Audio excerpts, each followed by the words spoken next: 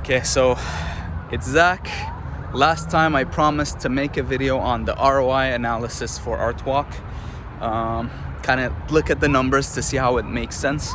I am going to grab a quick cup of coffee so that I can read the numbers properly, and we'll do it. Enjoy your day, my friend. Thank you. See you. See you.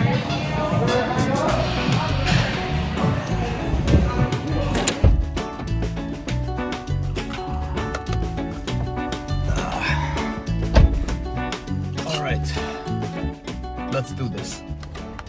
Before we start, I want to say this. I'm not a lawyer, I'm not a financial advisor. This is not financial advice. I'm a real estate agent. Just looking at the numbers to see how they look, and call it entertainment / educational. Also, there is some speculation being made here. So it's on the conservative side, but anything can happen. It's the free market. So as you can see on the screen, ARTWALK is very close to the subway line.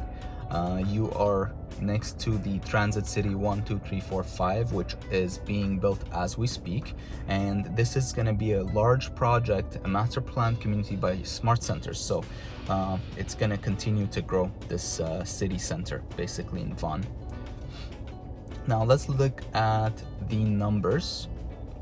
So these numbers, we've done an analysis on 1 bed, 1 plus den, 2 bed, and 2 plus den units. For the sake of this video, I'm going to take 1 plus den. This is great for investors, but if you're someone who is buying to move into it, you're not going to be renting it out, it's good to watch this video because you'll kind of get an idea of a breakdown of what to expect when you buy pre-construction.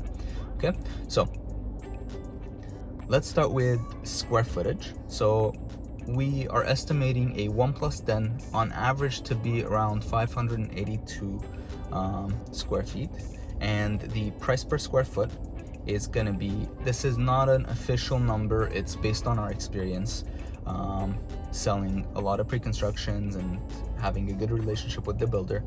The price per square foot, we're estimating it to be around $1,175. Okay, that will bring your purchase price to $683,850. Now if you get a mortgage on that at 80%, it's going to be $547,080.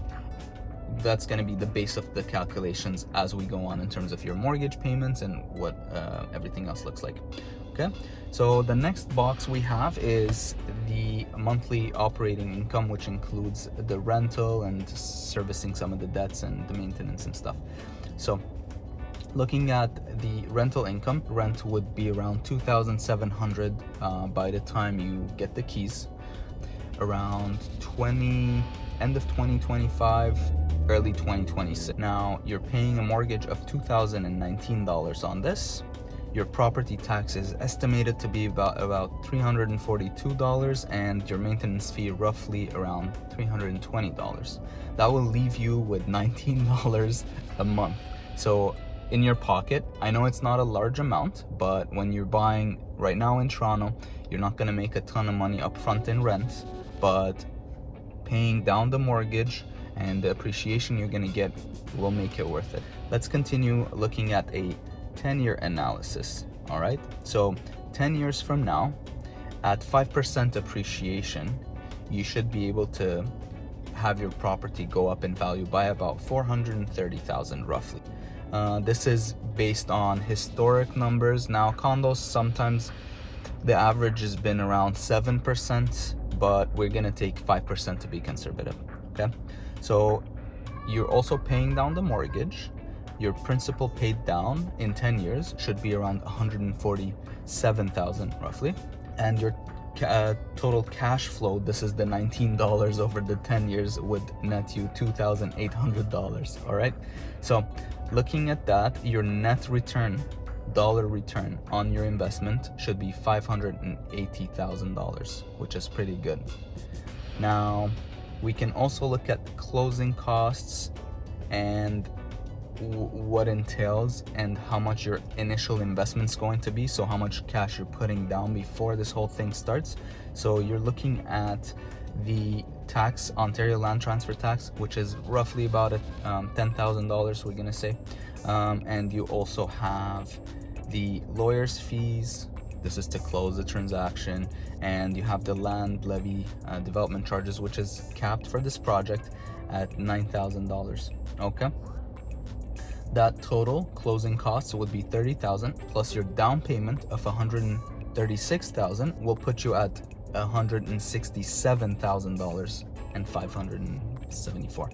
Okay, so taking those numbers, first year when you close and the first batch of payments kick in, 1 year in, you should be net return on your investment of your initial investment about 28%, and 10 years you should be looking at 52%.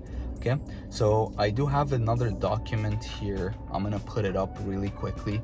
This kind of breaks down your monthly payments, how things are going, how much the ROI is gonna be per year, including appreciation or not including appreciation. So if you want this document, you know what to do. The link is in the description.